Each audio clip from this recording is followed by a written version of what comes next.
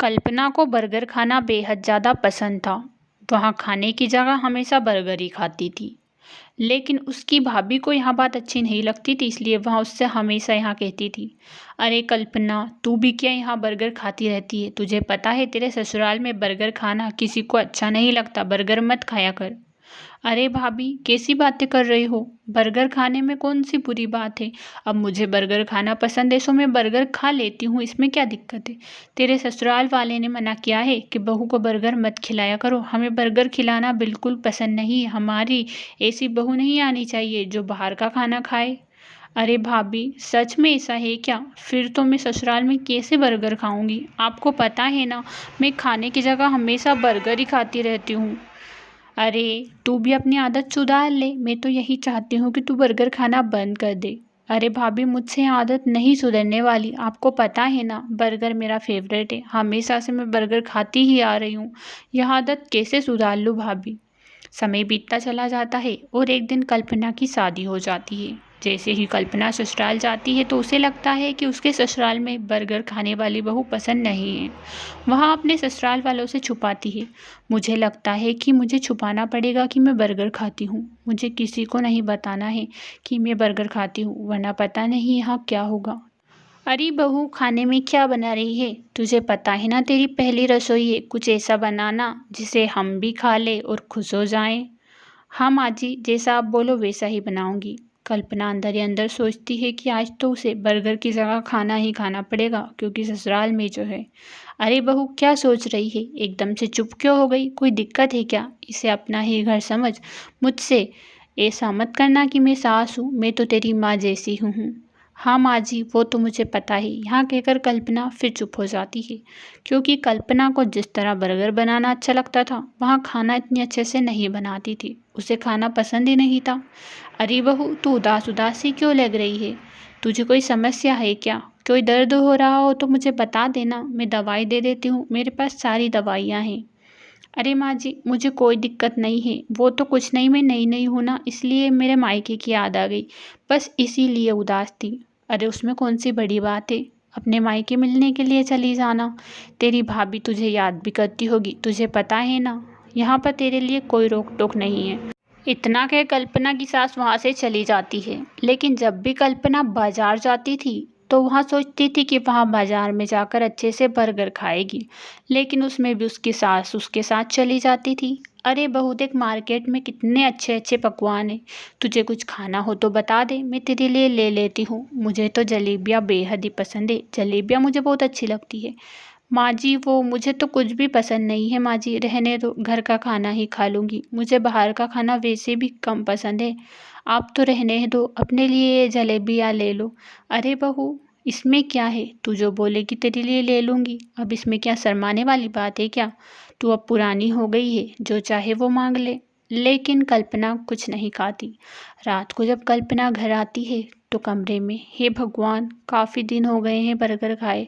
अब तो कुछ भी हो जाए, लेकिन आज तो बर्गर खा कर ही रहूँगी। मैंने किचन में बर्गर बना कर रखा है, लेकिन वो छुपा रखा है। अब मैं जाकर बर्गर खा लेती हूँ, किसी को पता भी नहीं लगेगा कि मैं बर्गर खाती हूँ।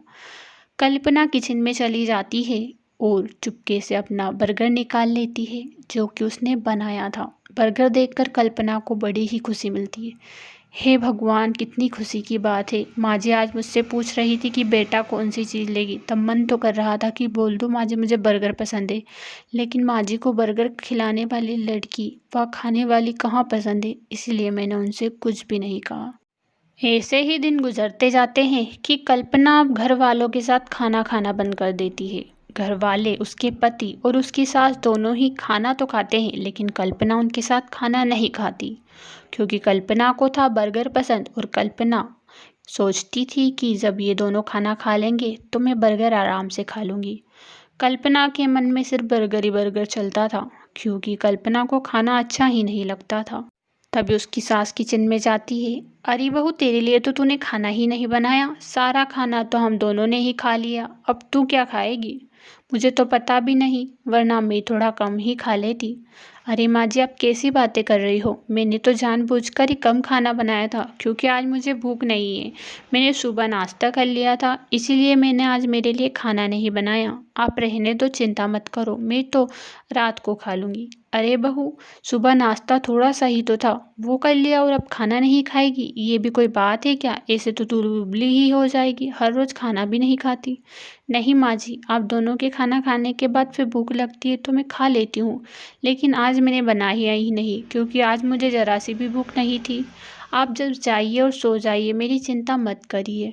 कल्पना अपनी सास को बातों ही बातों में गपला देती है ताकि उसकी सास चली जाए और वह चुपके से बर्गर खा ले। जैसे ही उसका पति अपने बिजनेस के लिए दुकान पर चला जाता है और उसकी सास सोने के लिए कमरे में चली जाती है और सो जाती है। कल्पना दोनों को देख लेती है कि दोनों घर पर नहीं है, तो कल्पना फिर चुपके से किचन में जाती है और बर्गर खाने लगती है। हे भगवान, मुझे यहाँ आकर क्या क्या करना पड़ रहा है। एक तो भाभी भी ना, मुझे समझ नहीं आता, जब पता था कि मुझे बर्गर इतना पसंद है तो ऐसे घर में क्यों दिया जहाँ लोगों को बर्गर बिल्कुल भी पसंद नहीं है।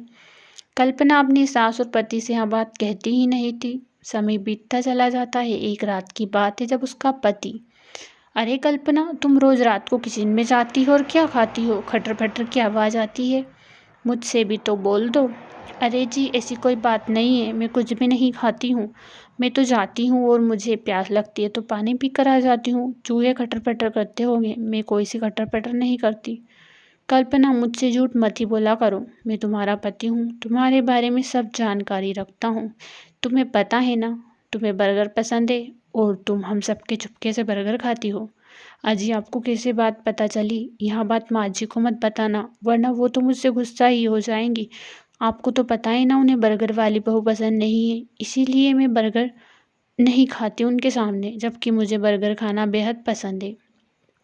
दूसरी सुबह होते ही उसका पति जल्दी उठता है, सबके लिए बर्गर बनाता है। उसकी सास चिल्लाती है, अरे बहू कहाँ गई? जल्दी आ, देख हमने तेरे लिए क्या बनाया है। जल्दी से कल्पना आती है। अरे माँ जी, बर्गर! कल्पना देखकर ही हैरान हो जाती है। माँ जी, आपको बर्गर पसंद नहीं है और आपने बर्गर क्यों बनाया माँ जी? अरे बहू, तुझसे किसने कहा कि मुझे बर्गर पसंद नहीं है? मैंने तो ऐसा कभी नहीं बोला कि मुझे बर्गर वाली बहू पसंद नहीं है व बर्गर खाने वाले लोग पसंद नहीं है। मैंने तो ऐसा कभी भी नहीं कहा। लेकिन माँ जी, मेरी भाभी ने ही तो बोला था कि मेरे ससुराल वालों को बर्गर खाना बिल्कुल पसंद नहीं है, ना ही बर्गर खाने वाली बहू पसंद है। इसीलिए मैंने इस ससुराल में आकर मेरे बारे में कुछ बताया ही नहीं। अरे तेरी भाभी ने इसीलिए कहा होगा ताकि तू बर्गर छोड़ दे और खाना खाने लग जाए, वरना हमारे घर में ऐसा बिल्कुल भी नहीं है कि बर्गर खाना मना है। जो भी बर्गर खाता है, जिसको भी जिस चीज़ में खुशी मिलती है वहाँ सब खा सकते हैं। माँ जी, मुझे पता ही नहीं था, आज जानकर बहुत ही खुशी हुई। आपको पता है मुझे बर्गर खाना कितना पसंद है।